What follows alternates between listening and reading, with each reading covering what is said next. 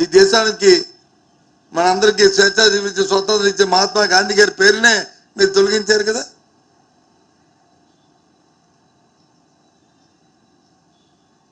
పేదవాడి తాలూకా ఆ అంశాన్ని ఎవరిది? మన రాష్ట్రానికి సంబంధించి ఉప ముఖ్యమంత్రి గారు ఆ పోర్ట్ఫోలియోని ఆయన చూస్తున్నారు. మరి ఏమైంది మీ ఆలోచన? ఏమైంది? ఈ పేదవాడి గురించి ఆలోచన చేసి దాని గురించి ఎందుకు ప్రశ్నించట్లేదు?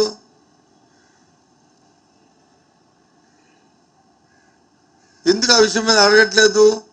మీ బాధ్యత లేదా? చెప్తున్నారు కదా, ఒక బాధ్యత కోసమే ఇవాళ నేను పార్టీ స్థాపించాను. ఆ స్థాపించిన భాగంగా ఈ పేదవాడి తాలూకు బతుకు మీ ఎజెండాలో లేదా? ఆలోచన చేయాలా వద్దా?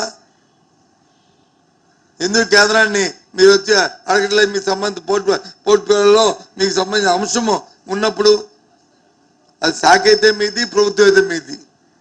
ప్రభుత్వంలో భాగస్వామి కదా మీరు. చంద్రబాబు నాయుడు గారి కంటే పేదలు అక్కర్లేదు, మీకు కూడా అక్కర్లేదు. వాస్తవం కాదా? చంద్రబాబు నాయుడు గారు ఎప్పుడు అధికారంలోకి వచ్చినా కార్పొరేట్ల గురించే చూస్తాడు. పేదవాడి గురించి కానీ, సామాన్యుల గురించి కానీ, మధ్యతరగతి గురించి ఎప్పుడు ఏనాడు కూడా ఆలోచన చేయడు ఆయన. వారికి ఆలోచన ఆ దృక్పథంగా రాదు. ఇవాళ మరి మీరు అందులో భాగస్వామి కదా, మీరు ప్రశ్నిస్తానంటుంటారు కదా. మెడికల్ కళాశాలను అవినీతి చేసి మెడికల్ కళాశాల ప్రజా ఆరోగ్యాన్ని ప్రైవేట్ పరం చేస్తే వాళ్ళందరూ చర్య తీసుకుంటామంటే మమ్మల్ని బెదిరిస్తారా? బెదిరిస్తూ ఉంటారా మమ్మల్ని?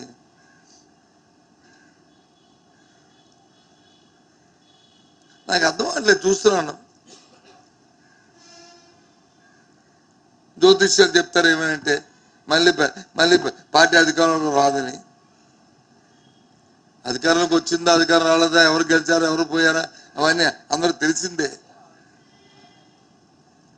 రాజకీయ పార్టీ అన్నప్పుడు ఒక సిద్ధాంతపరంగా, సైద్ధాంతపరంగా, ఒక విధానపరంగా ఆలోచన చేసుకుని ఆలోచనతో మనం ముందుకెళ్ళాలి. అదే అలా ఆ ఆలోచన కానీ, ఆ లక్షణాలు కానీ, ఆ వ్యవహారం కానీ, ఆ విషయం కానీ రావట్లేదే.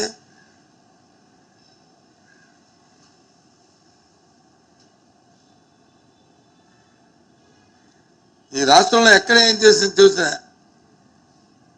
అవినీతితో నిండిపోతుంది.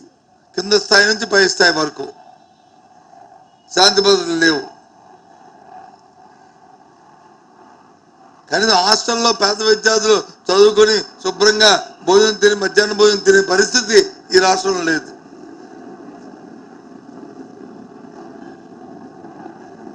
ఈ అంశాన్ని తీసుకున్నా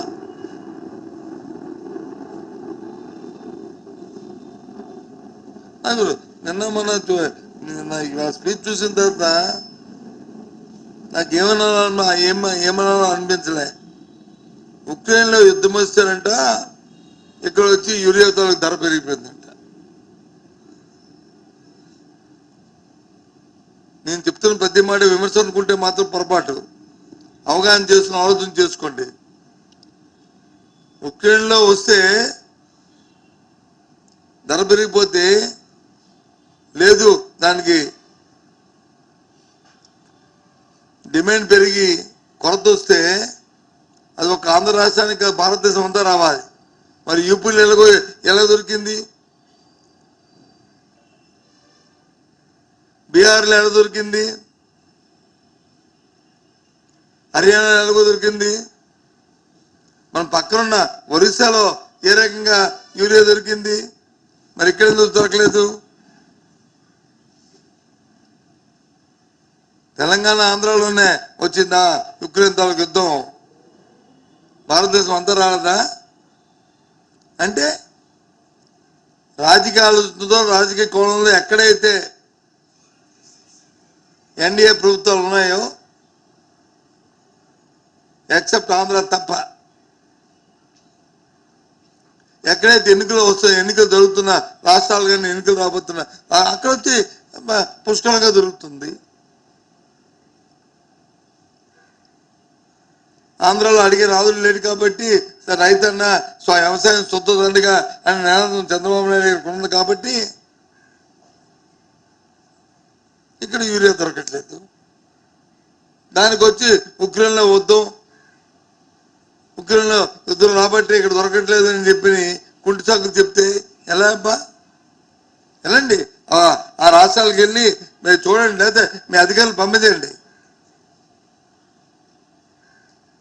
ఏ రకంగా ఆ రాష్ట్రాల్లో ఉన్నదో పరిస్థితి ఫెర్టిలైజర్కి అడగండి.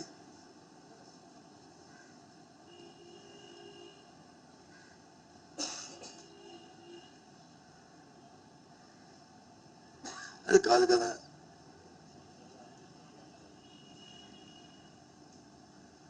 రాష్ట్రమంతా ఇప్పుడు చంద్రబాబు నాయుడు గారు ఆయన తాలూకా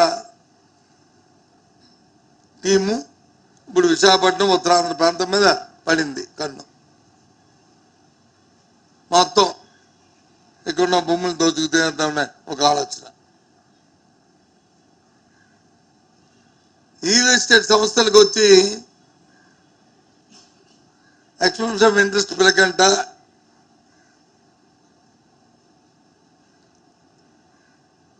పబ్లిక్ ఆక్షన్లో కాకుండా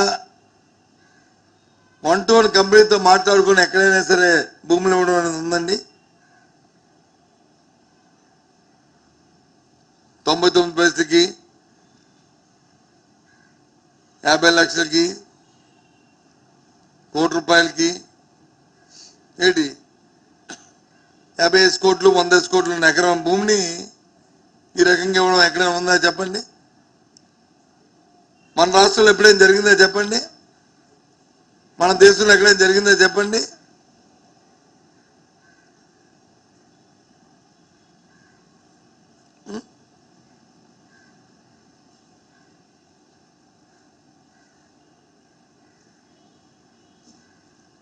ఏమన్నా ఏం జరుగుతుందో ఇవన్నీ తిరుగుతాం, ఇవన్నీ రివ్యూ జరుగుతాయి. ఏదో అధికారం ఉంది కదా అని దోచి పెడతామంటే ప్రజాస్వామ్యంలో అది జరగదు. దానికి ఒక ప్రక్రియ ఉంది, దానికి ఒక సిస్టమ్ ఉంది.